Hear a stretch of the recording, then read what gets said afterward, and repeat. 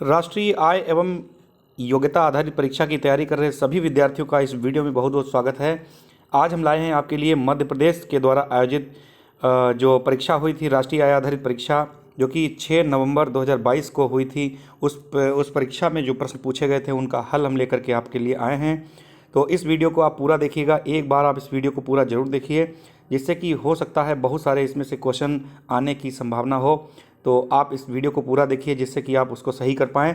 आइए वीडियो को स्टार्ट करते हैं। आज का जो पहला प्रश्न है सामान्य विज्ञान से संबंधित है, और इस प्रश्न में पहला प्रश्न है, विद्युत धारा के तापीय प्रभाव पर आधारित सुरक्षा युक्त को क्या कहते हैं। विद्युत धारा के तापीय प्रभाव पर आधारित सुरक्षा युक्त को क्या कहते हैं।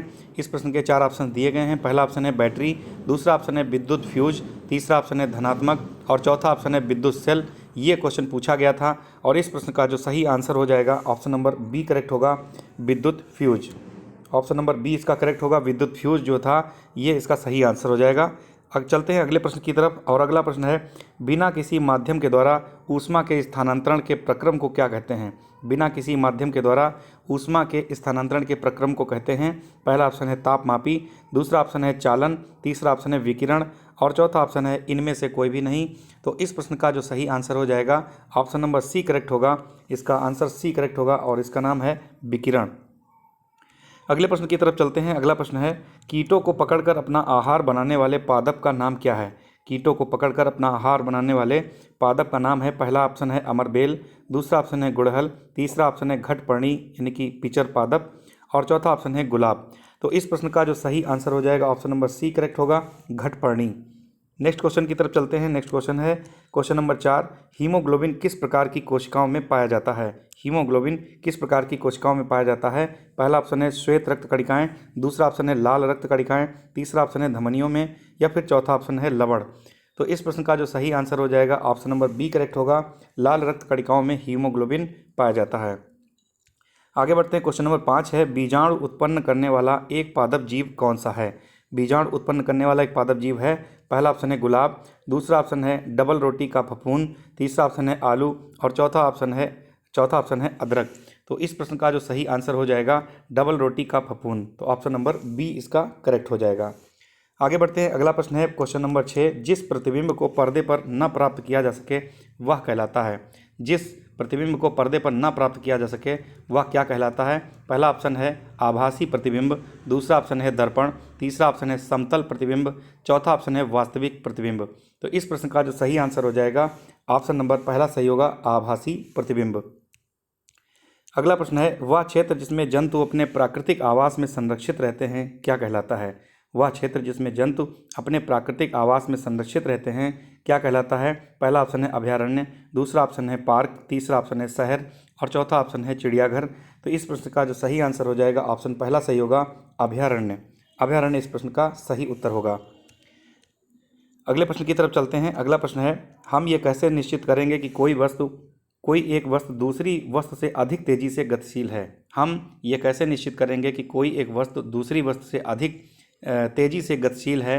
पहला ऑप्शन है दोनों वस्तुओं की चाल से, दूसरा ऑप्शन है दोनों वस्तुओं के आकार से, तीसरा ऑप्शन है एक वस्तु की दूरी से या फिर चौथा ऑप्शन है दोनों वस्तुओं की दूरी से। तो इस प्रश्न का जो सही आंसर हो जाएगा ऑप्शन पहला सही होगा, दोनों वस्तुओं की चाल से हम ये पता लगाएंगे कि कौन सी वस्तु अधिक गतिशील है। अगले क्वेश्चन की तरफ चलते हैं। अगला क्वेश्चन है क्वेश्चन नंबर 9, जब एक वस्तु दूसरी वस्तु पर सरकती है तो एक बल उत्पन्न होता है जो दो पृष्ठों के बीच सापेक्ष गति का विरोध करता है। इस बल को हम लोग क्या कहते हैं। पहला ऑप्शन दिया गया है घर्षण बल, दूसरा ऑप्शन दिया गया है गुरुत्व बल, तीसरा ऑप्शन दिया गया है पेशीय बल और चौथा ऑप्शन दिया गया है स्थिर वैद्युत बल। तो इस प्रश्न का जो सही आंसर हो जाएगा ऑप्शन नंबर पहला सही होगा, घर्षण बल। ऑप्शन नंबर ए सही होगा, घर्षण बल। अगला प्रश्न है क्वेश्चन नंबर 10, कंपन करने वाली वस्तु एक सेकंड में किए गए कंपनों की संख्या को क्या कहते हैं। कंपन करने वाली वस्तु द्वारा एक सेकंड में किए गए कंपनों की संख्या को उसकी कहते हैं क्या। पहला ऑप्शन है आवृत्ति, दूसरा ऑप्शन है आयाम, तीसरा ऑप्शन है दोलन गति और तीसरा ऑप्शन है दोलन गति और चौथा ऑप्शन है ध्वनि। तो इस प्रश्न का जो सही आंसर हो जाएगा ऑप्शन नंबर पहला सही होगा, यानी कि आवृत्ति कहते हैं। अगला प्रश्न की तरफ चलते हैं। क्वेश्चन नंबर 11 है, जब कांच की छड़ को रेशम के कपड़े से रगड़ते हैं तो क्या होता है? पहला ऑप्शन है छड़ तथा कपड़ा दोनों धनादेश अर्जित करते हैं। दूसरा ऑप्शन है छड़ धन आवेशित तथा कपड़ा ऋण आवेशित हो जाता है। तीसरा ऑप्शन है छड़ तथा कपड़ा दोनों ऋण आवेश अर्जित कर लेते हैं। या फिर चौथा ऑप्शन है छड़ ऋण आवेशित तथा कपड़ा धन आवेशित हो जाता है। तो इन चार ऑप्शंस में से जो सही आंसर हो जाएगा इसका ऑप्शन नंबर बी करेक्ट होगा। छड़ जो होती है वो धन आवेशित तथा कपड़ा ऋण आवेशित हो जाता है। छड़ धन आवेशित तथा कपड़ा ऋण आवेशित हो जाता है, ये आप लोग याद रखिएगा। अगला क्वेश्चन है क्वेश्चन नंबर 12, आपतन कोण परावर्तन कोण के बराबर होता है। आपतन कोण परावर्तन के बराबर होता है। पहला ऑप्शन है सदैव, दूसरा ऑप्शन है कभी कभी, तीसरा ऑप्शन है कभी नहीं, या फिर चौथा ऑप्शन है विशेष दशाओं में। तो इस प्रश्न का जो सही आंसर हो जाएगा ऑप्शन नंबर ए सही होगा। आपतन कोण परावर्तन कोण के बराबर सदैव होता है। अगला क्वेश्चन है क्वेश्चन नंबर 13, आवेशित गुब्बारा दूसरे आवेशित गुब्बारे को प्रतिकर्षित करता है क्योंकि? पहला ऑप्शन है दोनों गुब्बारों पर सजातीय आवेश होने के कारण, दूसरा ऑप्शन है विजातीय आवेश होने के कारण, तीसरा ऑप्शन है दोनों गुब्बारों पर आवेश न होना, या फिर चौथा ऑप्शन स्थिर आवेश के कारण। तो इस प्रश्न का जो सही उत्तर हो जाएगा पहला ऑप्शन सही होगा, दोनों गुब्बारों पर सजातीय आवेश के कारण। इस तरीके से ऑप्शन नंबर इसका पहला सही हो जाएगा। नेक्स्ट क्वेश्चन की तरफ चलते हैं। नेक्स्ट क्वेश्चन क्वेश्चन नंबर 14, किस कारण से स्मारकों के संगमरमर का संक्षारण होता है? किस कारण से स्मारकों के संगमरमर का संक्षारण होता है? पहला ऑप्शन है शुद्ध वायु, दूसरा ऑप्शन है साधारण वर्षा, तीसरा ऑप्शन है जल, और चौथा ऑप्शन है अम्ल वर्षा। तो इस प्रश्न का जो सही उत्तर होगा ऑप्शन नंबर डी करेक्ट होगा। अम्ल वर्षा के कारण स्मारकों का जो संक्षारण होता है, ऑप्शन नंबर डी सही होगा। नेक्स्ट क्वेश्चन है, कुछ अवांछित और प्राकृतिक रूप से फसल के साथ उगने वाले पौधे क्या कहलाते हैं? कुछ अवांछित और प्राकृतिक रूप से फसल के साथ उगने वाले पौधे क्या कहलाते हैं? पहला ऑप्शन है फसल, दूसरा ऑप्शन है उर्वरक, तीसरा ऑप्शन है खरपतवार, और चौथा ऑप्शन है कटाई। तो इस प्रश्न का सही आंसर हो जाएगा ऑप्शन नंबर सी खरपतवार। अगला प्रश्न है क्वेश्चन नंबर 16, मलेरिया परजीवी का वाहक कौन है? मलेरिया परजीवी का वाहक है, पहला ऑप्शन है मादा एनाफिलीज मच्छर, दूसरा ऑप्शन है काकरोच, तीसरा ऑप्शन है घरेलू मक्खी, और चौथा ऑप्शन है तितली। तो मलेरिया परजीवी का जो वाहक होता है मादा एनाफिलीज मच्छर होता है, ऑप्शन नंबर ए इसका करेक्ट होगा। क्वेश्चन नंबर 17 की ओर चलते हैं। क्वेश्चन नंबर 17 है, समवर्णीय रोगों का मुख्य कारण क्या है? समवर्णीय रोगों का मुख्य कारण क्या है? पहला ऑप्शन है ड्रैगन मक्खी, दूसरा ऑप्शन है चींटी, तीसरा ऑप्शन है मकड़ी, और चौथा ऑप्शन है घरेलू मक्खी।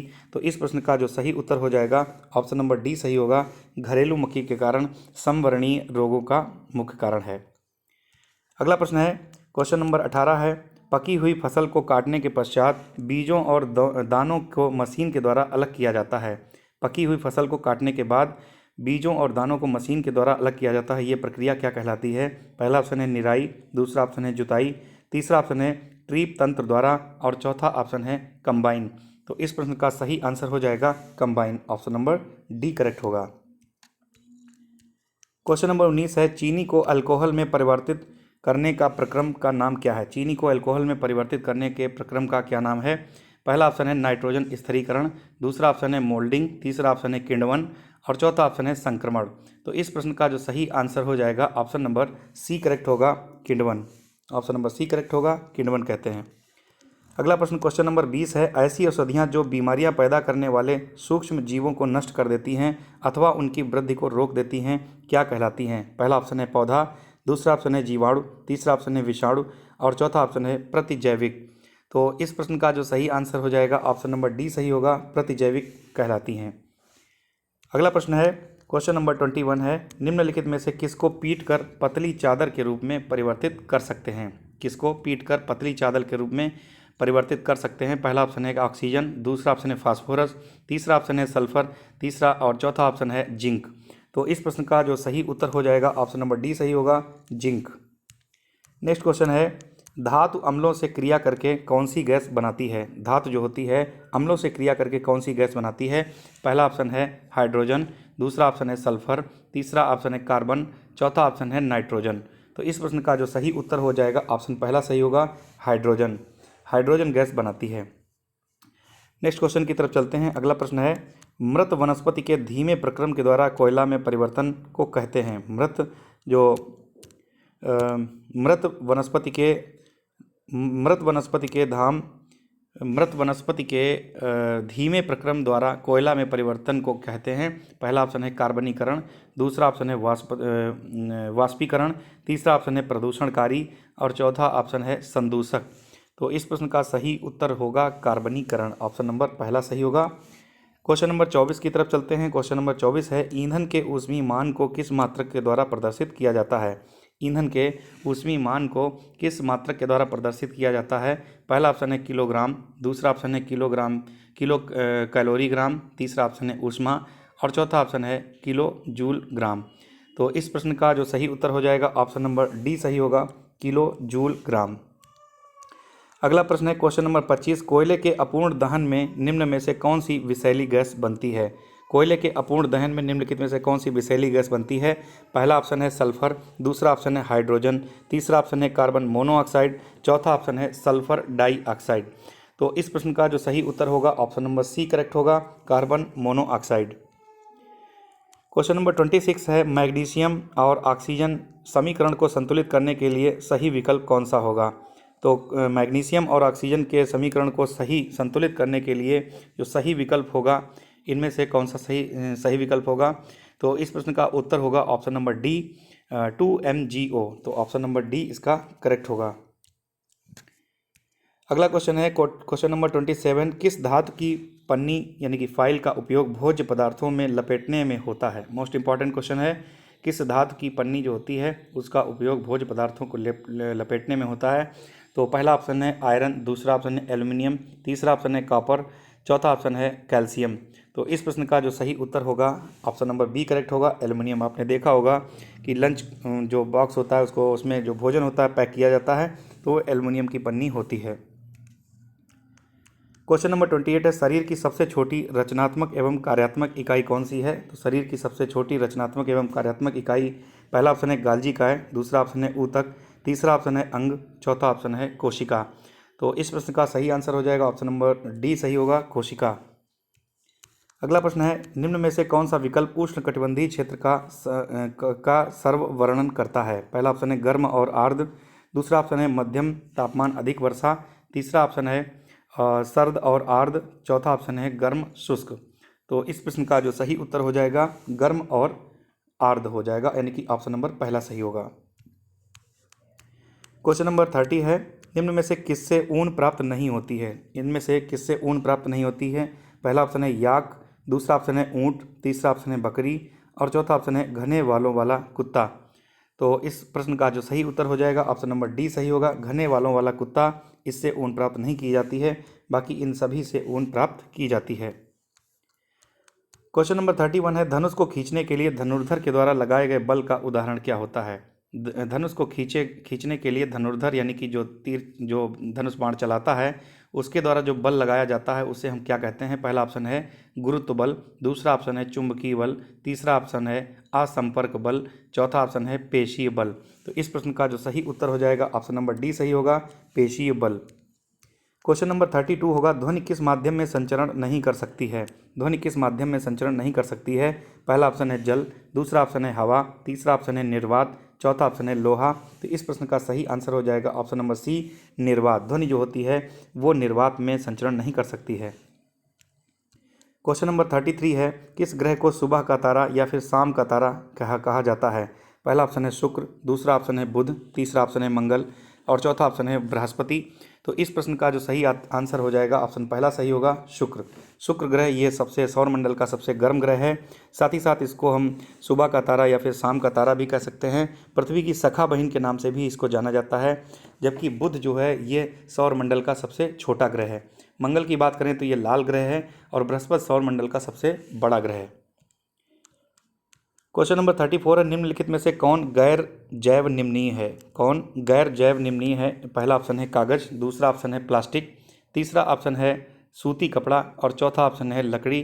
तो इस प्रश्न का जो सही उत्तर हो जाएगा ऑप्शन नंबर बी सही होगा, प्लास्टिक। क्वेश्चन नंबर 35 है जो कि विज्ञान का लास्ट क्वेश्चन होता है, अग्निशमन में उपयोग की जाने वाली गैस कौन सी है? यानी कि आग बुझाने वाली जो गैस होती है वो कौन सी होती है? पहला है ऑप्शन HS, दूसरा ऑप्शन है NO2, तीसरा ऑप्शन है CO2, चौथा ऑप्शन है SO। तो इस प्रश्न का जो सही उत्तर हो जाएगा CO2, यानी कि ऑप्शन नंबर सी करेक्ट होगा। यहाँ पर ऑप्शन चेंज हो गया है, तो यहाँ पर इस ऑप्शन को हम सी समझ सकते हैं, तो ऑप्शन नंबर सी सही होगा। तो इस तरीके से विज्ञान के क्वेश्चन हम कंप्लीट कर चुके हैं। जल्द ही हम सामाजिक अध्ययन के 35 प्रश्नों को देख लेते हैं कि कौन कौन से प्रश्न 6 तारीख को पूछे गए हैं। तो ये प्रश्न बहुत ही महत्वपूर्ण होंगे। आइए शुरू करते हैं आज का। इसका जो पहला क्वेश्चन है, क्वेश्चन नंबर 36 है, निम्नलिखित में से कौन सी व्यापारिक कंपनी भारत में नहीं आई थी। मोस्ट इंपॉर्टेंट क्वेश्चन है, कौन सी कंपनी भारत में नहीं आई थी। पहला ऑप्शन है पुर्तगाली, दूसरा ऑप्शन है डच, तीसरा ऑप्शन है फ्रांसीसी और चौथा ऑप्शन है अमेरिकन। तो सभी लोग जानते हैं कि सबसे पहले भारत में आने वाले पुर्तगाली थे, उसके बाद डच आए थे, उसके बाद अंग्रेज आए थे, उसके बाद डेनिश आए थे और फिर फ्रांसीसी आए थे, यानी कि सबसे लास्ट में आए थे फ्रांसीसी। अमेरिकन नहीं आए थे, तो ऑप्शन नंबर डी इसका करेक्ट होगा। चलते हैं, नेक्स्ट क्वेश्चन है, क्वेश्चन नंबर 37 है, सन 1813 में कौन सा एक्ट पारित किया गया था। सन 1813 में कौन सा एक्ट पारित किया गया था। पहला ऑप्शन है चार्टर एक्ट, दूसरा ऑप्शन है पिट्स इंडिया एक्ट, तीसरा ऑप्शन है रेगुलेटिंग एक्ट और चौथा ऑप्शन है सिविल सर्विस एक्ट। तो इस प्रश्न का सही उत्तर हो जाएगा ऑप्शन नंबर पहला, यानी कि चार्टर एक्ट। साथ ही साथ रेगुलेटिंग एक्ट की बात करें तो रेगुलेटिंग एक्ट 1773 ईस्वी में पारित किया गया था। अगला क्वेश्चन है, सन 1857 के स्वतंत्रता संग्राम में निम्नलिखित में से किसने भाग नहीं लिया था। मोस्ट इंपॉर्टेंट क्वेश्चन है, किसने भाग नहीं लिया था। पहला ऑप्शन है रानी लक्ष्मीबाई, इन्होंने तो झांसी में नेतृत्व किया था। तात्या टोपे, बहादुर शाह जफर, दिलीप सिंह।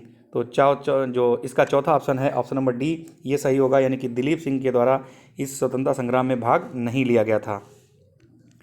आगे बढ़ते हैं, अगला क्वेश्चन है, वंदे मातरम गीत की रचना किसके द्वारा की गई थी। वंदे मातरम गीत की रचना करने वाले जो व्यक्ति थे उनका नाम क्या था। पहला ऑप्शन है रविन्द्रनाथ टैगोर कहें या रविन्द्रनाथ ठाकुर कहें, एक ही बात है।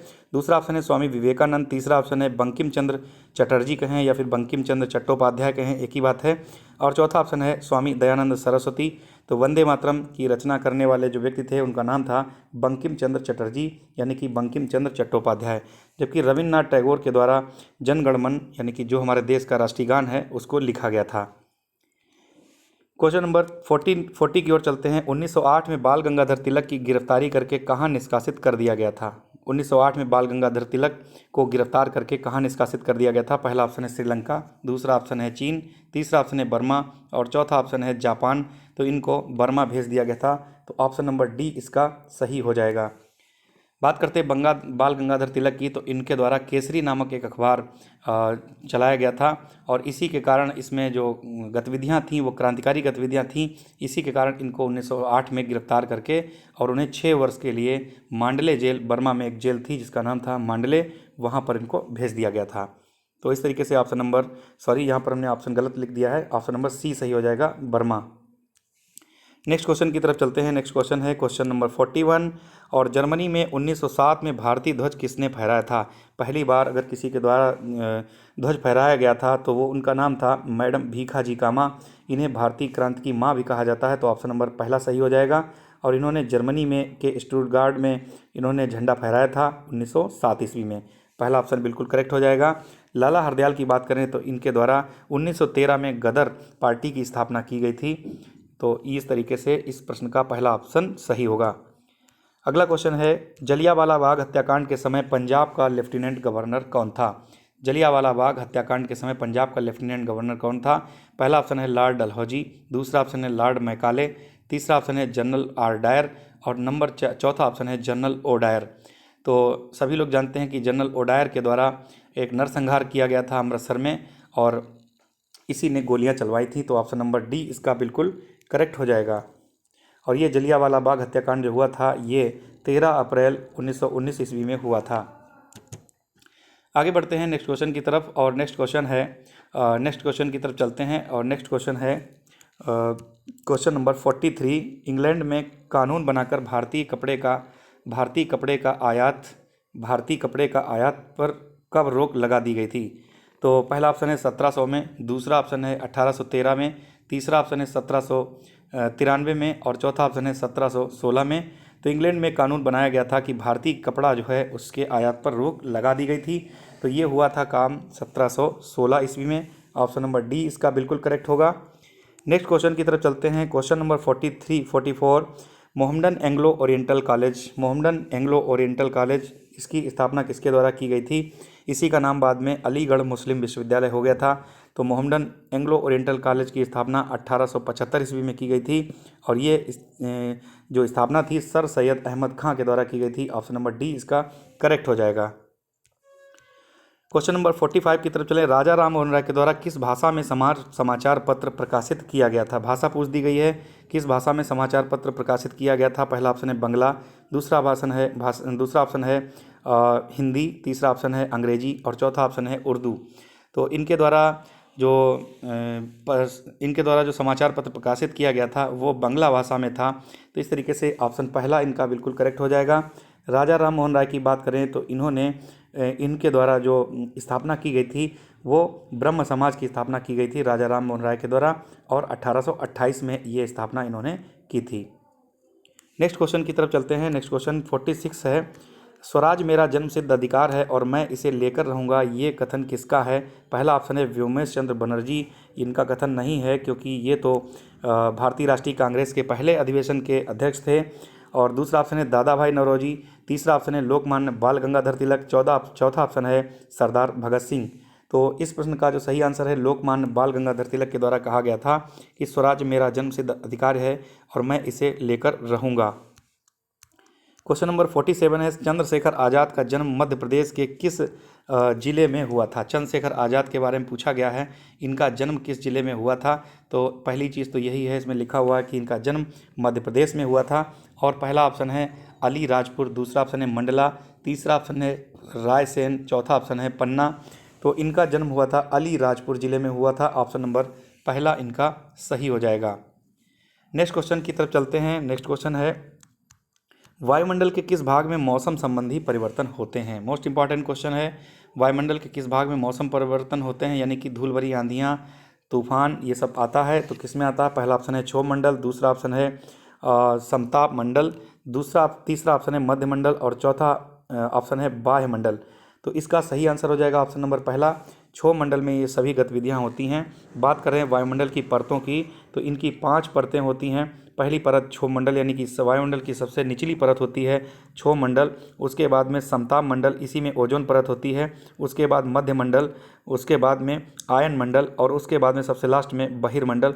इस तरीके से 5 परतें ये होती हैं। अगला प्रश्न है उत्तरी भारत में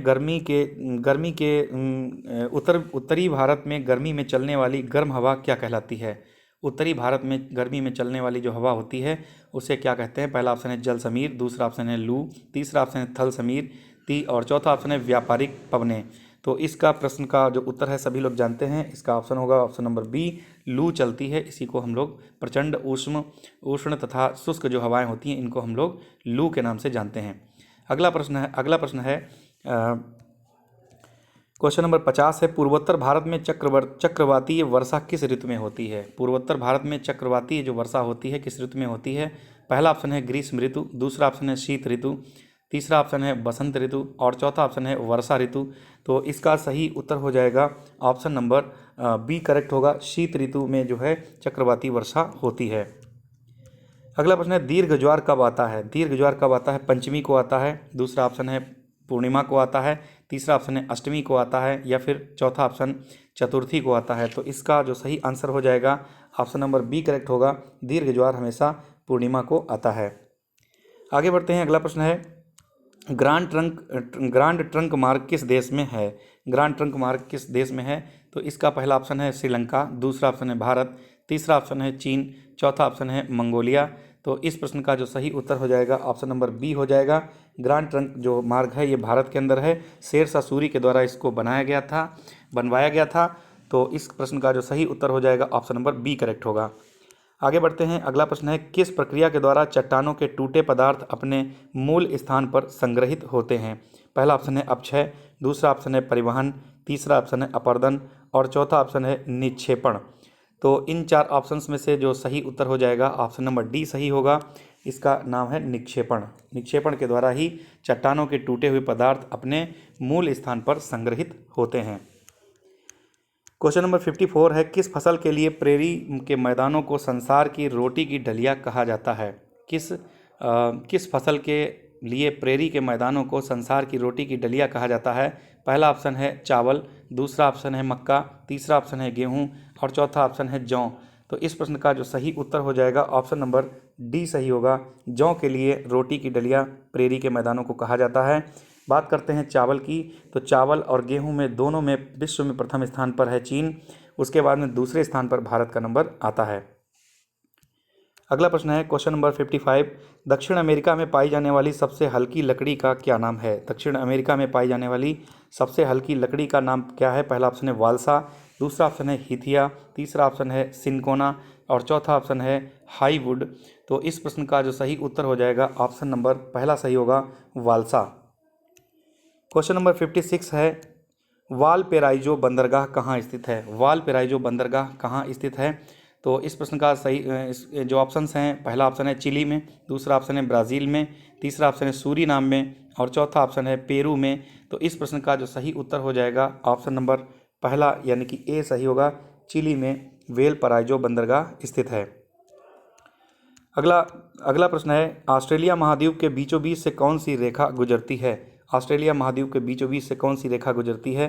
पहला ऑप्शन है कर्क रेखा, दूसरा ऑप्शन है भूमध्य रेखा, तीसरा ऑप्शन है मकर रेखा और चौथा ऑप्शन है ग्रीनविच रेखा। तो इसका सही उत्तर हो जाएगा ऑप्शन नंबर सी, मकर रेखा जो होती है ये ऑस्ट्रेलिया महाद्वीप के बीचों बीच से गुजरती है, जबकि कर्क रेखा, मकर रेखा और भूमध्य रेखा ये तीनों रेखाएं किस महाद्वीप से होकर के गुजरती हैं? उसका नाम है अफ्रीका महाद्वीप। क्वेश्चन नंबर 58 है, एल्युमिनियम किस धातु से बनाया जाता है? पहला ऑप्शन है तांबा, दूसरा ऑप्शन है बॉक्साइट, तीसरा ऑप्शन है अभ्रक और चौथा ऑप्शन है टिन। तो इस प्रश्न का जो सही उत्तर हो जाएगा वो ऑप्शन नंबर बी सही होगा, बी ऑप्शन सही होगा, बॉक्साइट। एल्युमिनियम जो होता है ये बॉक्साइट से बनाया जाता है। क्वेश्चन नंबर 59 है, किन धाराओं के मिलने से न्यू फाउंडलैंड के निकट घना कोहरा छा जाता है? किन धाराओं के मिलने से न्यू फाउंडलैंड के निकट घना कोहरा छा जाता है? पहला ऑप्शन है गल्फ स्ट्रीम और अलास्का की जलधारा, दूसरा ऑप्शन है गल्फ स्ट्रीम और कैलिफोर्निया की जलधारा, तीसरा ऑप्शन है गल्फ स्ट्रीम और लेब्राडोर की जलधारा और चौथा ऑप्शन है लेब्राडोर और अलास्का की जलधारा। तो इस प्रश्न का सही उत्तर हो जाएगा option number C, Gulf Stream और लेब्राडोर की जो जलधारा है इसके मिलने से ही घना कोहरा छा जाता है। आगे बढ़ते हैं, क्वेश्चन नंबर 60 है, संविधान में कितनी भारतीय भाषाओं को अधिकृत किया गया है? पहला ऑप्शन है 14, दूसरा ऑप्शन है 18, तीसरा ऑप्शन है 22 और चौथा ऑप्शन है 26 चौथा ऑप्शन है 26। तो इस प्रश्न का जो सही उत्तर हो जाएगा ऑप्शन नंबर सी करेक्ट होगा। भारतीय संविधान के अंदर 22 भाषाओं का उल्लेख किया गया है, जबकि मूल संविधान में जब संविधान लागू हुआ था तो उस समय उसमें कुल मिलाकर के 14 भाषाएं थीं। क्वेश्चन नंबर 61 है, निरस्त्रीकरण क्यों आवश्यक है? पहला ऑप्शन है विश्व शांति की स्थापना के लिए, दूसरा ऑप्शन है यज्ञ के लिए, तीसरा ऑप्शन है सरकार बनाने के लिए और चौथा ऑप्शन है परमाणु शस्त्रों के लिए। तो इस प्रश्न का जो सही उत्तर हो जाएगा विश्व शांति की स्थापना के लिए निशस्त्रीकरण आवश्यक है। अगले प्रश्न की तरफ चलते हैं। क्वेश्चन नंबर 62 है, लोकतंत्र जनता के लिए और जनता द्वारा शासन है। ये बहुत ही प्रसिद्ध कथन है, किसका है? पहला ऑप्शन है अब्राहम लिंकन का, दूसरा ऑप्शन है महात्मा गांधी का, तीसरा ऑप्शन है पंडित जवाहरलाल नेहरू का या फिर चौथा ऑप्शन है कार्ल मार्क्स का। तो इसका जो सही उत्तर होगा अब्राहम लिंकन यानी कि ऑप्शन नंबर ए बिल्कुल सही होगा। क्वेश्चन नंबर 63 है, मौलिक अधिकारों में शामिल है। पहला ऑप्शन है विदेश में बसने का अधिकार, दूसरा है विदेश में घूमने फिरने का अधिकार, तीसरा ऑप्शन है 6 से लेकर 14 वर्ष आयु वर्ग के बच्चों को निःशुल्क शिक्षा पाने का अधिकार और चौथा ऑप्शन है संविधान का पालन करना। तो इन चार ऑप्शंस में से जो सही उत्तर हो जाएगा ऑप्शन नंबर सी करेक्ट होगा। 6 से लेकर 14 वर्ष तक की आयु के बच्चों को निःशुल्क शिक्षा पाने का अधिकार ये मौलिक अधिकारों में शामिल है। बात करें मौलिक अधिकारों की तो मौलिक अधिकार अमेरिका के संविधान से लिए गए हैं और कुल मिलाकर भारतीय संविधान में 7 मौलिक अधिकार थे। वर्तमान समय में 6 मौलिक अधिकार हैं, क्योंकि संपत्ति के अधिकार को विधिक या कानूनी अधिकार बना दिया गया है। क्वेश्चन नंबर 64 है, तारापुर परमाणु संयंत्र ये किस राज्य में स्थित है? तो तारापुर परमाणु संयंत्र जो है पहला ऑप्शन है मध्य प्रदेश, दूसरा ऑप्शन है महाराष्ट्र, तीसरा ऑप्शन है तमिलनाडु, चौथा ऑप्शन है कर्नाटक। तो ये महाराष्ट्र के पालघर जिले में स्थित है, जिसका ऑप्शन बी करेक्ट हो जाएगा।